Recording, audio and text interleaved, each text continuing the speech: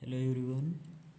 आज हम एनडीडीएस के सेकेंड यूनिट का बी पार्ट ओके यानी म्यूकोसल ड्रग डिलीवरी सिस्टम पढ़ने वाले हैं। ओके तो बेसिकली मैं एक ओवरव्यू दूं तो जैसा कि म्यूकोसल नाम है तो हमारे कुछ पार्ट हैं जिसको हम म्यूकोसल बोलते हैं। ओके जैसे ओरल हुआ, नज़ल हुआ, ओके हमारा रेक्टल वजाइना, ओके और इस तरह से मतलब हम थोड़ा कंसिडर करते हैं अपने आई को भी। ठीक है तो इसमें क्या है कि बहुत ही पतली लेयर रहती है, आपने ध्यान दिया होगा तो उसके थ्रू हम ड्रग को क्या करते हैं, रिलीज करवाते हैं। ठीक है तो ओके हम वन बाय वन देखते हैं क्या क्या हमें पढ़ना है इस पार्ट में।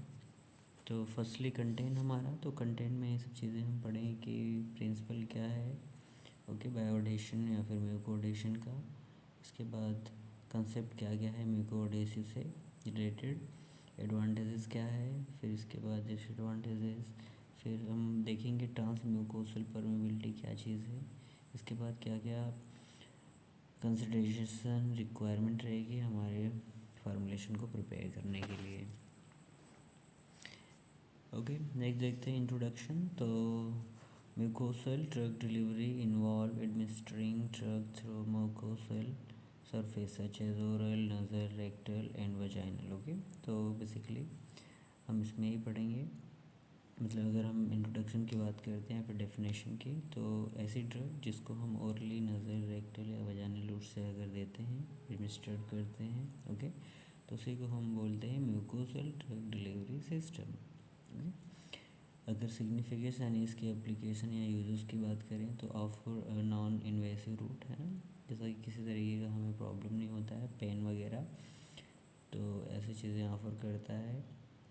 और फिर रैपिड एब्जॉर्प्शन करता है। ओके और अवॉइड फास्ट मेटाबॉलिज्म भी प्रोवाइड करता है।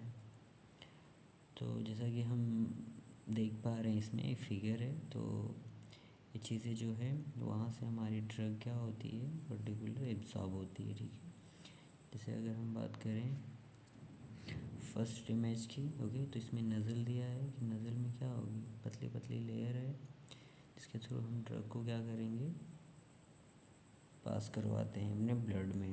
ओके यहाँ पे देख पा रहे हो आप ओरल है। ओके और टंग के नीचे भी हम कह सकते हो सबलिंगुअल जो रहता है रूट, ओके ये भी इसी का पार्ट है जिसके थ्रू हम ड्रग को क्या करते हैं, पास करवाते हैं। ओके नेक्स्ट देखते हैं। तो प्रिंसिपल की बात करें अगर, ओके तो हमारे पास दो वर्ड है, एक बायोडेसी एक है म्यूकोडेसी। ओके तो बेसिकली मैं पहले बताना चाहूँगा बायोडेसी यानी बॉडी का कोई भी टिश्यू पार्ट है जिसके थ्रू हम ड्रग को क्या करते हैं, अडेयर करते हैं यानी चिपका देते हैं और ड्रग क्या वहाँ से पास हो जाती है हमारे ब्लड में, तो उसको हम क्या बोलेंगे, बायोडेसी। लेकिन अगर म्यूकोडेसी की बात करते हैं तो इसके लिए स्पेसिफिक पार्ट रहता है। ओके जैसे कि हमने नाम लिया था नज़ल, mucosal, okay oral, rectal, vaginal, तो ये सब चीज़ें क्या है, ये म्यूकोडेसी है। अगर मैकेनिज़्म की बात करते हैं तो मैकेनिज़्म में हम देखते हैं कि मैकेनिकल इंटरलॉकिंग।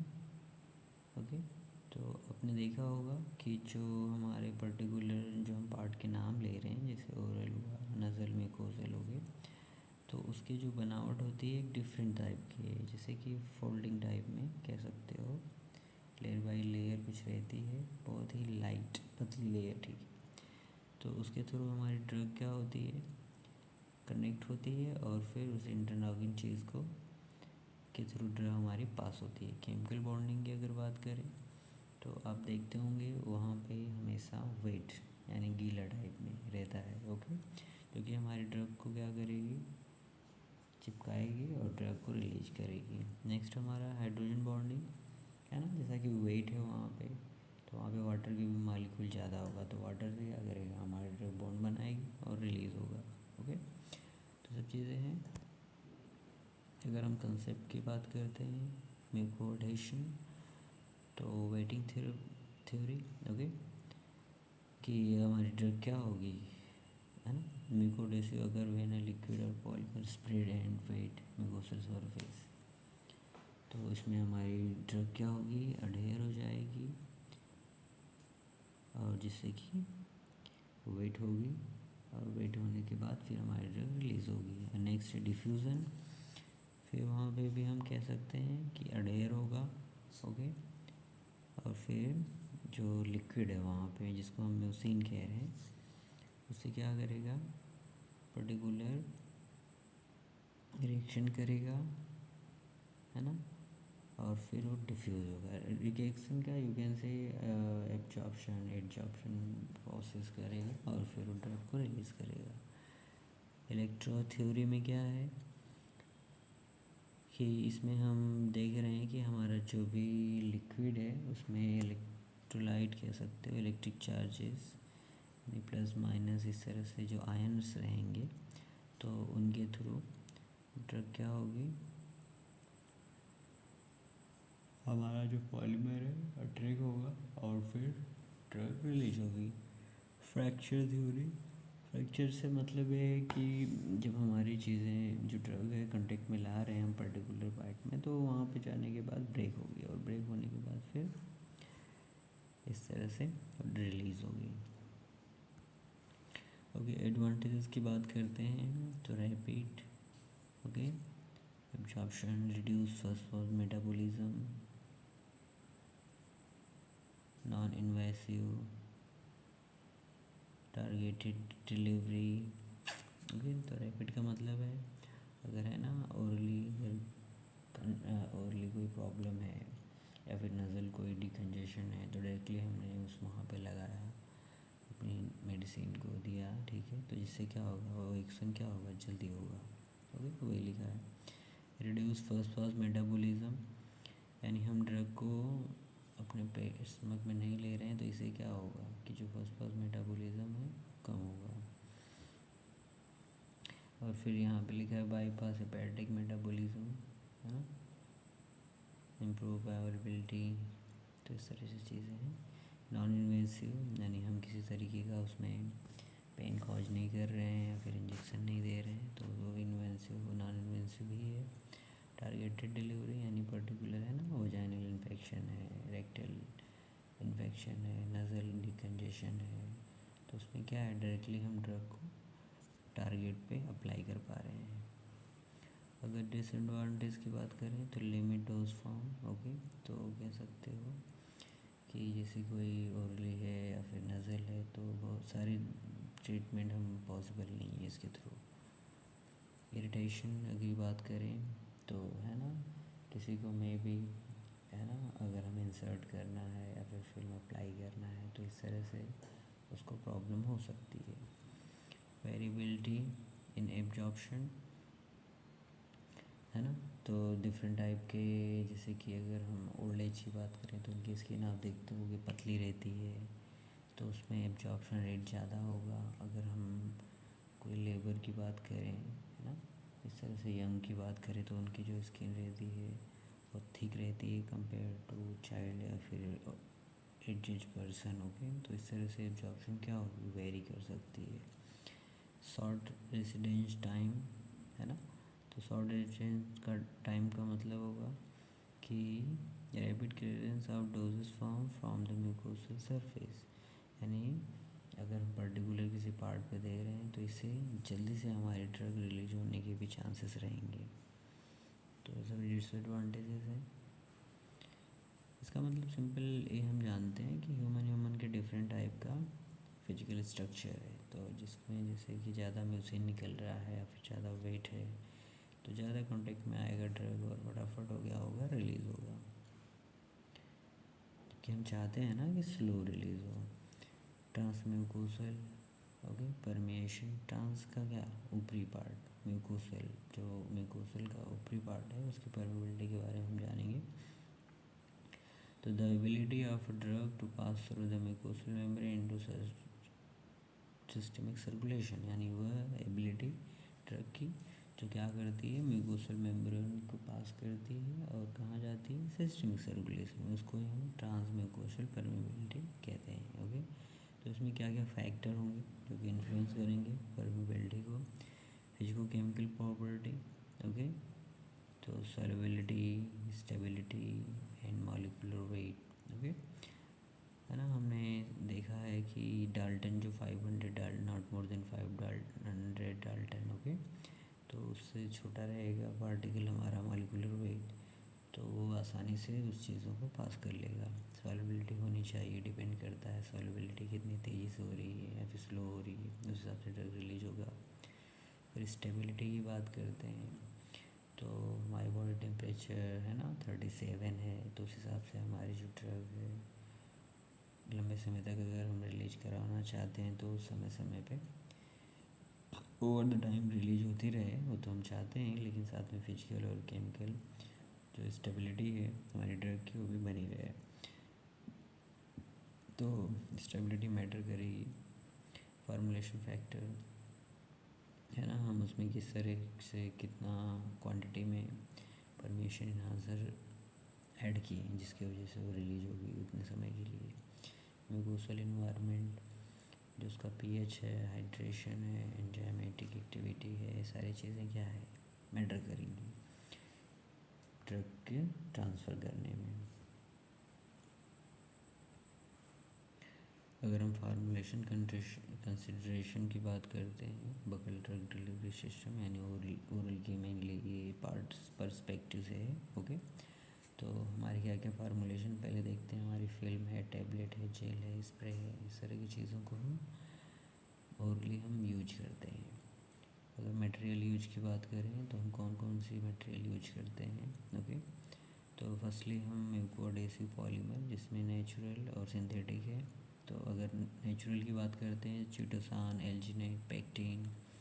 सिंथेटिक की बात करते हैं carbopol, polyvinyl alcohol, HPMC, okay.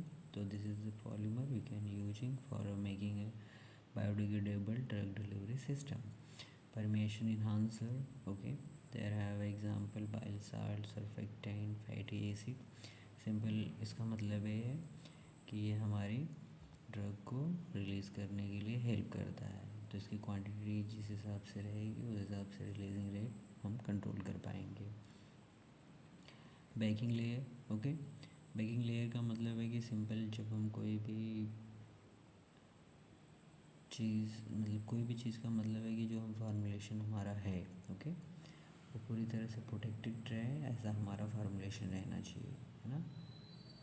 तो impermeable layer that prevent drug release, oral cavity and direct drug release toward, okay. यानी जो बेकिंग लेयर है वो हमारे फार्मूलेशन को मतलब बना के रखता है, और कि हमारी जो फार्मूलेशन है वह किस तरीके से रिलीज़ होगी, ओके, और बैक फ्लो ना करे, है ना। इस तरह से मतलब कह सकते हो फार्मूलेशन का एक पार्ट है जो कि हमारे फार्मूलेशन को प्रोटेक्ट करता है ताकि वह इधर उधर से ना निकले, जहाँ हम चाहते हैं वहीं से वो रिलीज़ नहीं हो।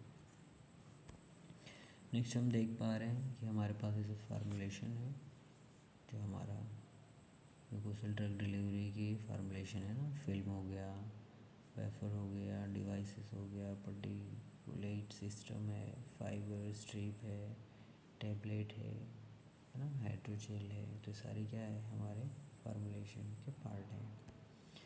इवैल्यूएशन पैरामीटर, यानी हम अगर फार्मूलेशन बनाते हैं तो हम किस तरह की चीज़ों से इसमें इवैल्यूएशन मतलब समझ रहे हो ना, जैसे हम टैबलेट के लिए क्या क्या इवैल्यूएशन करते हैं। हमारे पास डिसइंटीग्रेशन है, डिसोल्यूशन है, हार्डनेस है, थिकनेस है ना। तो इस तरह की चीज़ें भी हमें इसमें भी रिक्वायरमेंट रहती है। तो क्या क्या इसमें है, पहला हम देख पा रहे हैं इन विट्रो, यानी हम लैब में हमारे फार्मूलेशन का डिफरेंट टाइप की चीज़ें चेक कर सकते हैं, ठीक है। जैसे कि अगर हम बात करें कि वो किसने समय में कितना रिलीज़ हो रहा है, तो हम क्या करेंगे, सिंपल हम जो मतलब क्या है कि देखो हम लैब में, है ना, हम लैब में अगर हम बात करें इन विट्रो रिलीज़, यानी रिलीज़ का मतलब क्या है कि जब हम कॉन्टेक्ट में लाते हैं अपनी बॉडी के तो कितने समय में कितना रिलीज़ हो रहा है, ओके। तो हम ऐसा इन्वायरमेंट बनाएंगे लैब में, और जिसको हम अप्लाई करेंगे उस पर, और फिर अप्लाई करने के बाद फिर हम चेक करेंगे कि हमारी ड्रग 1 घंटे में या फिर आधे घंटे में, है ना, इस तरह से 2 घंटे में कितना कितना रिलीज़ हो रही है, तो उसको हम आइडेंटिफाई करेंगे। नेक्स्ट है परमिशन स्टडी, ओके। तो इसमें भी हम क्या करेंगे, पर्टिकुलर हम इसमें अपने एनिमल को ले सकते हैं, ठीक है। तो एनिमल पे हम स्टिक करेंगे और फिर देखेंगे कि रिलीज़ जो हो रहा है वो तो चेक किया हमने, लेकिन नेक्स्ट देखेंगे कि वो कितना परमिशन कर रहा है, पास कर रहा है, ओके, कितना पेनिट्रेट कर रहा है। तो इसके लिए हम एनिमल को यूज करेंगे और उसे आइडेंटिफाई करेंगे। म्यूको एडेसिव सिस्टम में क्या है म्यूको एडेसिव स्ट्रेंथ, ओके। तो हम जितने मतलब मान लो स्टिक कर दिया हमने, अडेयर कर दिया, चिपका दिया हमने अपनी ड्रग को पर्टिकुलर पार्ट में, और फिर हम देखेंगे कि कितने समय में ब्रेक हो रहा है। तो उसके लिए कह सकते हो हमारे पास कुछ टेस्ट है, लाइक टेंसाइल स्ट्रेंथ, है ना, शियर स्ट्रेस। तो इस तरह से हमारे पास एनालिसिस टेक्निक है जिसके थ्रू हम जान सकते हैं कि हमारी जो फार्मूलेशन है ना, जैसे फिल्म है तो कितनी स्ट्रेंथ है उसकी, कितनी स्ट्रॉन्ग है, कितने समय में वो ब्रेक हो रही है। तो इस तरह की चीज़ों को हम चेक करते हैं। Surface pH, okay. तो जैसा कि हमारा जो भी जो हमारे हैं ये म्यूकोसल ड्रग डिलीवरी सिस्टम, तो वहाँ के डिफरेंट डिफरेंट पीएच हैं, ओके। जैसे अगर वेजाइना की बात करें या फिर हमारे ओरल की बात करें, नज़ल की बात करें, तो वहाँ का पीएच डिफरेंट है। तो इस तरह से अगर हमारा फार्मूलेशन मैच नहीं करेगा तो इरिटेट करेगा, तो हम डिफरेंट टाइप के पीएच को चेक कर सकते हैं अपने फार्मूलेशन का, ताकि पेशेंट के लिए कंप्लायंस रहे, okay. Drug containing uniformity, okay. तो इसमें क्या होगा कि हमने फार्मूलेशन जो बनाया है, ओके, वो पर्टिकुलर रिलीज़ कितने समय में, मतलब है ना, 1 घंटे में कितना हो रहा है, 2 घंटे में कितना हो रहा है, क्या उस मतलब यूनिफॉर्मली रिलीज़ हो रहा है कि नहीं। तो इस तरह की चीज़ों को हम जानते हैं। Stability study, okay. तो हम डिफरेंट टाइप के टेम्परेचर, डिफरेंट टाइप के पीएच पे हम उसको रखेंगे और चेक करेंगे कि वो कहीं ख़राब तो नहीं हो रहा है, ओके। तो इस तरह की चीज़ें हम परफॉर्म करेंगे जिससे कि हम श्योर हो जाएं कि जो हमारा फार्मूलेशन है वो अच्छा बना है, ताकि पेशेंट के लिए कंप्लायंस रहे और किसी तरीके का हमारे पास शिकायत नहीं आए, ओके। अगर पेशेंट को किसी तरीके की प्रॉब्लम होगी तो वह उसे लेने में हिचकिचाएगा, ठीक है। तो ये ज़रूरी है कि हम कोई भी फार्मूलेशन बनाएं तो स्टेबल हो, ओके। तो स्टेबल हो वो हम आइडेंटिफाई करेंगे एवल्यूएशन पैरामीटर के द्वारा। तो आज के लिए इतना ही, थैंक यू।